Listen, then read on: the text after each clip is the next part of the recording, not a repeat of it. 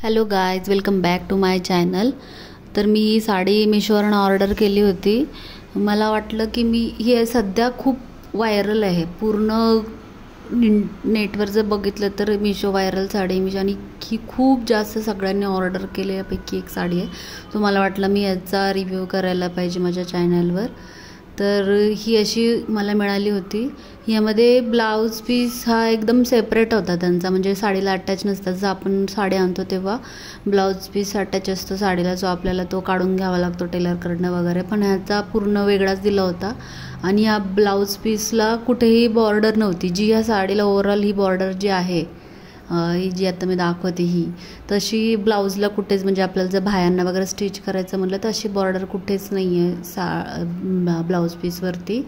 आणि मला एक प्रॉब्लेम हा वाटला की जेव्हा ही साडी उघडली तर एकदम नॉन बेरेबल वास येत होता या साडीला। असं एखादा केमिकलचा वास येत होता ओपन केल्यानंतर।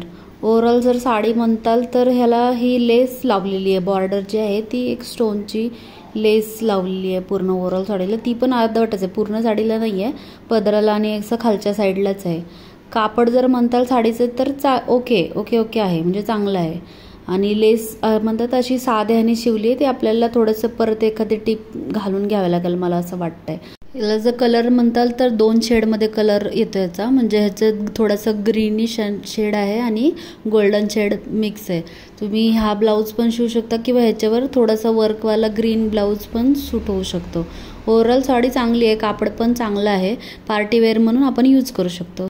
तुम्हाला लिंक हवी असेल या साडीची तर मला खाली कमेंट करा, मी शेअर करेल तुमच्यासोबत। आणि प्लीज माझ्या व्हिडिओला लाईक आणि चॅनलला सबस्क्राईब करा।